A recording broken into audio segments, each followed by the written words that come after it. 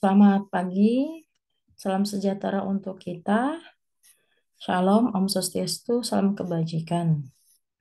Eh, Kepada mahasiswa, saya izin untuk ini nak ya, share screen terkait materi kita hari ini, yaitu pemerolehan bahasa kedua. Nah ya ini dikhususkan untuk anak. Nah ya, sehingga nanti saudara bisa membedakan bahasa ke satu, bahasa kedua, apakah bahasa kalau bahasa ke satu artinya memang pemerolehan bahasa. Nah ya artinya yang didapatkan itu adalah melalui dari lingkungan terkecilnya seperti itu.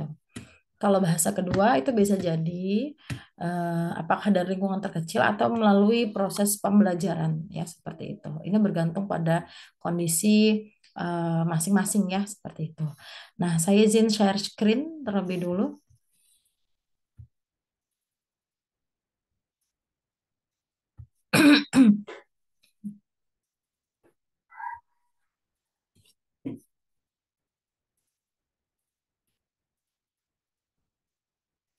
Baik, semoga bisa terlihat semua ya. Nah, untuk pemerolehan bahasa kedua, nah ya, ini ketika seseorang mampu menguasai bahasa kedua, artinya ia pun telah menguasai bahasa pertama. Nah, lagi-lagi sempat saya ingatkan bahwa bahasa pertama ini lebih condong kepada bahasa yang diperoleh dari lingkungan terkecilnya. Nah, ya tanpa disadari, ya memang dari usia misal 1 tahun saudara dikenalkan dengan kosakata dari bisa ibu kalian, ayah kalian, yaitu bahasa yang paling dekat di kehidupan kalian. Ya, apakah kalian pertama kali mengenal bahasa Lampung, ya, ataukah bahasa Indonesia dan sebagainya. Sementara kalau bahasa kedua ini pun tidak menutup kemungkinan dengan ada pemerolehan ya tadi dapat dari lingkungan sekitar. Namun bisa jadi bahasa kedua ini diperoleh atau didapatkan melalui kegiatan belajar. Nah, ya kegiatan belajar secara formal ya seperti itu. Nah, silakan kalian simak. Nah, ya kasus di bawah ini silakan nanti kalian eh, menjawab ya, menjawab dan silakan dikira-kira saja ya jawabannya apakah bahasa pertama ya atau keberapa. Nah, seorang suami ini berasal dari Lampung, sehari-hari ia menggunakan bahasa Indonesia. Kemudian mereka ya dengan istrinya merantau ke Jogja. Nah, sang istri mengandung lalu melahirkan. Dalam lingkup keluarga kecil, anak memperoleh bahasa Indonesia untuk percakapan sehari-hari ya. Nah, akan tetapi ketika ayah dan ibunya bekerja, anak dititipkan di penitipan anak atau disebut dengan daycare ya.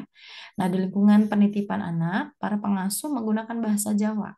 Nah, hal tersebut tidak menutup kemungkinan sang anak bisa berbahasa Jawa meskipun hanya berupa kata-kata sapaan. Nah, kalau menurut saudara, bahasa Indonesia sang anak itu kira-kira sebagai bahasa keberapa? Kemudian, bagaimana dengan bahasa Jawa yang diperolehnya? Nah, silakan. Nah, ya. Nah, kemudian mungkin sempat disinggung sebelumnya bahwa ada pemerolehan bahasa, ada pembelajaran bahasa. Jelas kalau pemerolehan ini lebih condong kepada lingkup keluarga, masyarakatnya, ya. Sementara kalau pembelajaran bahasa ini adalah adanya proses belajar, ya, memang secara tersistem, ya, biasanya. Bisa ini bahasa asing, ataupun bahasa kedua, dan ketiga bisa jadi misalnya bahasa asing itu menjadi bahasa kedua, atau menjadi bahasa ketiga. Ya, ini bergantung pada situasi. Nah, kemudian ada Maksan, Lyons, dan Chair. Ya, kalau maksan language acquisition atau akuisisi bahasa, ya, proses penguasaan bahasa yang dilakukan seseorang secara tidak sadar, implisit, tidak langsung atau informal. Ini disebut dengan pemerolehan bahasa. Artinya memang tidak melalui proses, misalnya melalui institusi ya. Nah, sementara Lions, ya, pemerolehan bahasa adalah suatu bahasa yang digunakan tanpa kualifikasi untuk proses yang menghasilkan pengetahuan bahasa pada penutur bahasa. Artinya memang ya diperoleh kurang lebih sama ya seperti yang disampaikan Maksan ya apa adanya. Nah ya. Nah kemudian Haier menyatakan pemeran bahasa ada akuisisi bahasa. Maaf. yang berlangsung di dalam otak seseorang anak ketika dia memperoleh bahasa pertamanya dari sang ibu. Melalui adanya stimulus, kemudian direspons ya oleh anak. Nah, sehingga dapat disimpulkan bahwa di sini saya ada X, pemerolehan bahasa atau language acquisition ini tidak sama dengan pembelajaran bahasa atau language learning. Nah, ya, ini ini saja ya. Nah, Subianto dan Nambaban ya, mereka mengutip dari Chomsky ya bahwa setiap seseorang itu sejak lahir telah memiliki seperangkat alat ya yang memungkinkan untuk memperoleh suatu bahasa. Nah, ini bisa disebut dengan language acquisition device atau LED ya, LED ya biasanya atau LAD seperti itu. Nah, dengan adanya LAD ini, nah ya seseorang anak kita dapat memperoleh kemampuan alami untuk berbahasa. Nah, ya, seperti itu. Ini saya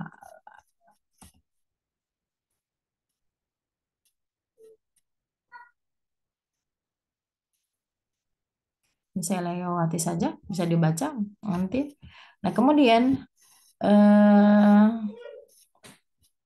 tadi sempat saya singgung, ada strategi pemerolehan bahasa. Nah, ini ada ciri-ciri khas ya dari bahasa ibu. Nah, ini biasanya identik pada ibu yang sering mengenalkan bahasa, nah ya, atau mungkin ayahnya, atau disebut dengan mother tongue. Nah, biasanya kalimat itu berupa kalimat pendek yang pertama kali diperkenalkan. Nah, ya strateginya. Kemudian biasanya nada suara biasanya agak lebih tinggi. Misalnya makan, ya, sudah, seperti itu. Maka ada intonasi-intonasi yang ditekankan. Kemudian laju jalannya nah agak pendek ya, tidak mungkin kamu mau makan apa nah hari ini nah pakai wortel atau ikan kan tidak seperti itu. Melainkan memang ada ujar-ujar lambat. Kamu mau apa? Nah, makan ya kan seperti itu. Nah, biasanya ada redundansi atau pengulangan. Nah, ya, apa? Mau makan? Makan lagi ya. Suap lagi ya, suap. Seperti itu. Dan adanya banyak memakai kata sapaan. Iya, nah. Iya, anak ibu. Nah, diulangi kembali ya, seperti itu. Nah, kemudian ada tiara pemerolehan bahasa kedua. Ya, nah, ya. Di sini secara urutan, bahasa yang diperoleh atau dipelajari setelah anak menguasai bahasa pertama atau mother tongue ya atau bahasa ibu. Memang seperti itu, nah ya. Nah, bahasa kedua di sini menurut Rio, nah ya, bahasa yang diperoleh anak setelah mereka memperoleh bahasa lain. Nah, seperti itu.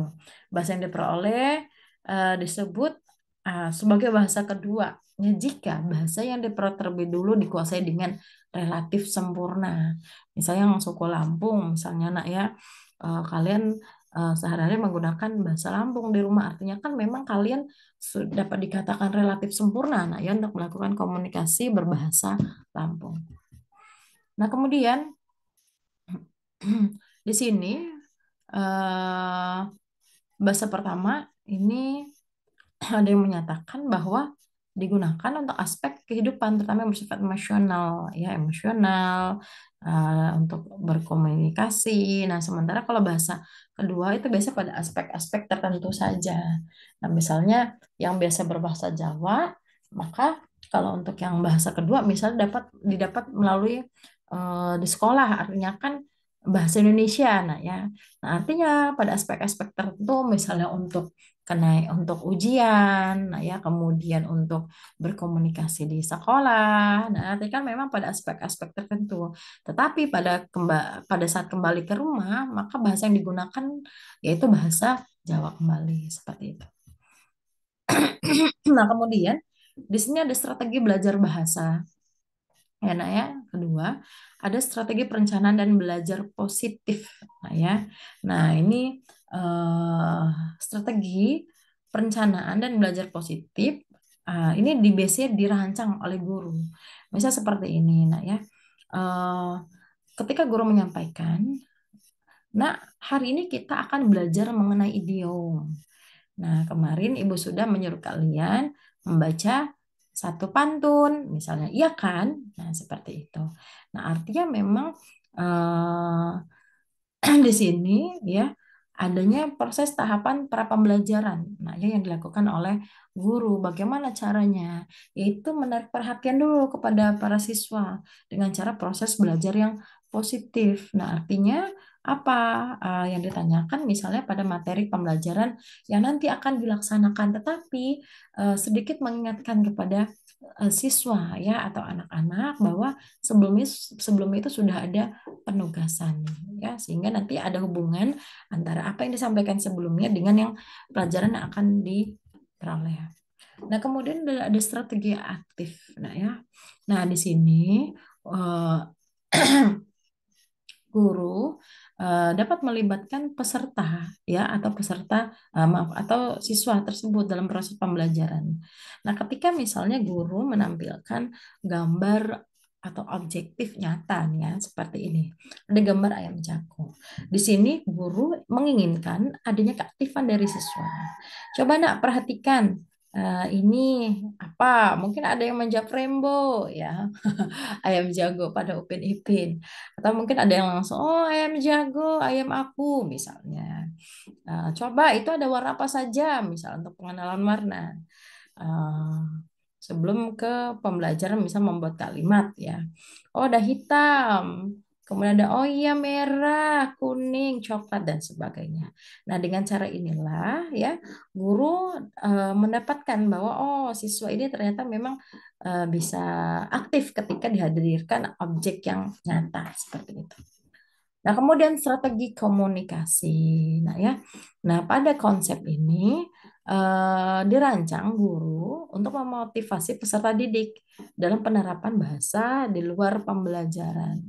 Nah, misalnya seperti ini, ketika guru menginstruksikan kepada siswa, besok bawa ini ya, gambar kucing yang warna hitam dan abu-abu misalnya.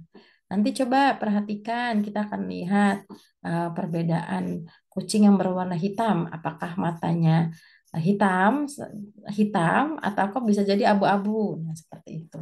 Dengan cara seperti itu, nah ya, siswa akan lebih mampu untuk melakukan komunikasi. Oh, Bu, misalnya dari kucing yang berwarna hitam ternyata matanya juga hitam, ya, tidak abu-abu, atau mungkin sebaliknya. Nah, inilah strategi yang bisa diajarkan oleh guru, nah ya, dalam berkomunikasi kepada siswa. Nah, ini sangat apa? Sangat sedikit ya materinya ya tentang pemerolehan bahasa kedua. Bisa disimpulkan bahwa nah ya untuk pemerolehan bahasa istilahnya pemerolehan bahasa itu adalah eh, bahasa yang diperoleh atau yang didapatkan seseorang anak atau siswa nah ya dari lingkup terkecilnya ya. Nah, tetapi tidak menutup kemungkinan dari lingkup terkecilnya ini ada dua bahasa. Misalnya bahasa pertama bahasa Jawa, kemudian ada bahasa apa? Bahasa Lampung atau mungkin bahasa Indonesia. Maka pemerolehan bahasanya ada bahasa pertama, bahasa kedua. Nah, ketika di sekolah seorang anak belajar bahasa, nah ya, bahasa Indonesia. Nah, ini bisa jadi nah ya bahasa keduanya adalah bahasa Indonesia. Oh, mohon maaf, bahasa ketiga ya berarti. Nah, kemudian selain bahasa Indonesia diajarkan bahasa Inggris. Artinya bahasa keempatnya adalah bahasa Inggris. Tetapi dengan cara yang berbeda. Kalau yang di rumah itu dengan tanpa adanya proses secara sistematis ya. Kalau di sekolah kan secara sistematis ya diajarkan. Kalau di rumah ya ya terjadi secara apa alamiah saja seperti itu. Begitu ya untuk pemerolehan bahasa kedua pada anak. Nah, ini silakan terkait ini jika ada yang mau ditanyakan dan setelah itu saudara akan menjalankan instruksi ya. Saudara akan mewawancarai seorang anak atau siswa. Ini saya berikan kebebasan kepada saudara. Nah, untuk lebih lanjutnya bisa saudara simak nah ya. Bisa saudara baca pada instruksi. Terima kasih.